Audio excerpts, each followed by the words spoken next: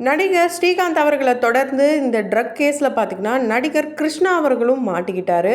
So அரெஸ்ட்டும் பண்ணிட்டாங்க. அவர்கிட்ட கிட்டத்தட்ட 18 மணி நேரம் விசாரணையும் நடந்திருக்கு. இந்த விசாரணையில் ரொம்பவே திடுக்கிடும் தகவல்லாம் வெளியாயிருக்கு.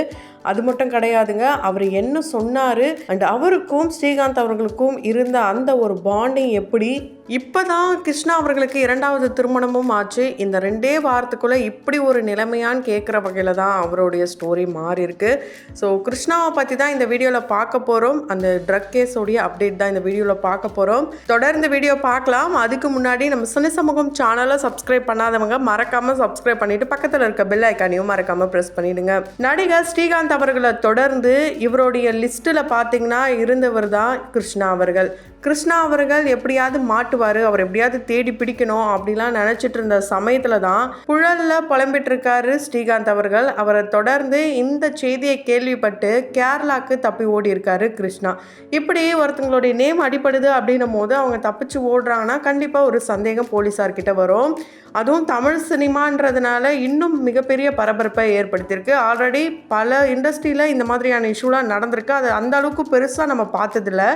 இங்கே நடக்கிறதுனால அது இன்னும் பெருசாக ஏற்கப்படுது. அதுவும் குறிப்பாக முக்கியமான நடிகர்கள், அதுவும் ரொம்ப பிரபலமான நடிகர்கள் இந்த மாதிரியான விஷயத்தில் சிக்கும் போது தான் எங்கே போயிட்டுருக்கு நாடு அப்படின்ட்டு கேள்விக்குரிய எழுப்புற வகையில் தான் இருக்குது. ஸோ கேரளாக்கே இங்கே இருக்கிற போலீஸ் அங்கே போய் பிடிச்சி அங்கே இருக்கிற ஹாஸ்பிட்டலில் போயிட்டு இவரை பரிசோதனைக்கு கொடுக்குறாங்க. அப்படி கொடுக்கும் போது இப்படி யாராவது ட்ரக் எடுத்துக்கிட்டாங்க அப்படின்னா கிட்டத்தட்ட 45 நாள் இருக்கும், நம்ம ஆல்ரெடி சொல்லியிருந்தோம். ஸோ அந்த 45 நாளுக்குள்ளே கண்டிப்பாக இவர் மாட்டியிருக்கலாம். ஆனால் அவருடைய ரத்த பரிசோதனையை பார்க்கும் போது ஒரு முக்கியமான விஷயம் வெளியாக இருக்குது. என்னன்னு பார்த்தீங்கன்னா நெகட்டிவ்னு வந்திருக்கு. அது மட்டும் கிடையாதுங்க, நெகட்டிவும் தொடர்ந்து இவர் முன்னாடியெல்லாம் சாட் பண்ணியிருப்பார்ல, அந்த டெலிட்டான நிறைய ஹிஸ்ட்ரியெல்லாம் போலீஸார் கைப்பற்ற பார்த்துருக்காங்க.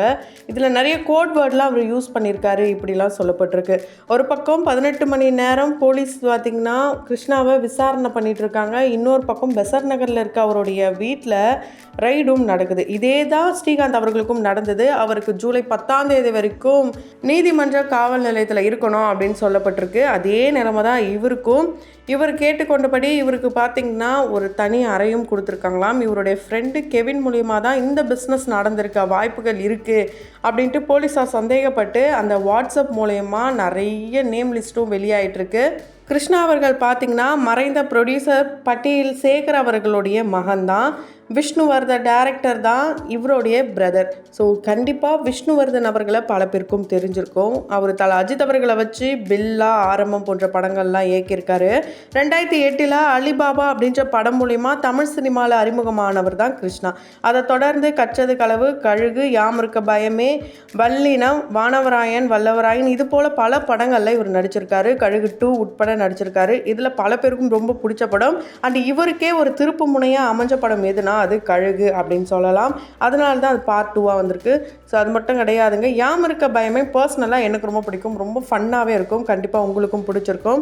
இப்படி சினிமா துறையில் அண்டு இவர் பார்த்திங்கன்னா ஹீரோவாகவே நடிச்சுட்டு ஒரு சில படங்களில் வில்லனான கேரக்டர்லாம் பண்ணியிருந்தா கூட ரியல் லைஃப்பில் இவர் எப்படிப்பட்டவர் அப்படின்னு கேட்கும் போது இவர் ரொம்பவே ஒரு ஜாலியான, ஃபன்னான, ஒரு ஜென்யூனான பர்சன் தான் நிறைய இன்டர்வியூ மூலயமா தெரிய வந்திருக்கு.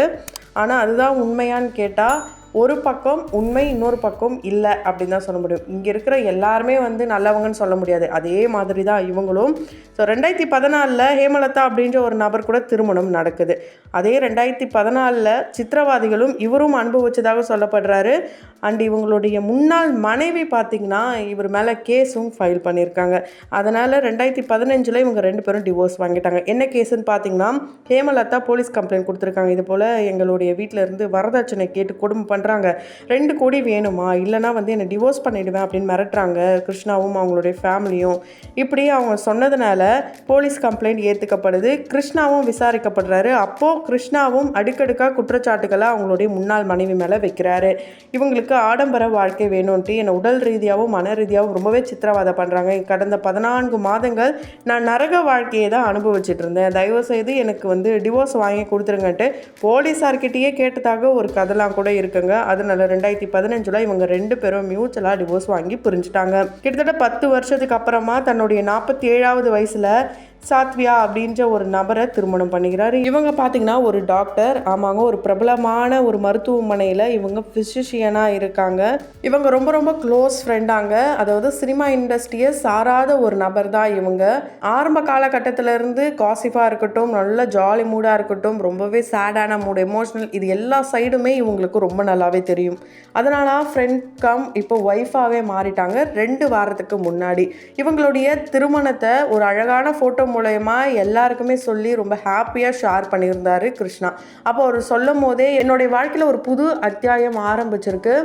ஸோ இந்த ஆரம்பம் நல்லாவே ஆரம்பிச்சிருக்கு. கண்டிப்பாக வந்து ஃப்யூச்சர் இன்னும் சூப்பராக இருக்க போது. உங்கள் எல்லாருடைய பிளெஸ்ஸிங்ஸ் வேணும்ட்டு 2 பேரும் ஒரே மாலையை மாட்டிகிட்டு இருக்க மாதிரியான ஃபோட்டோ தான் அது.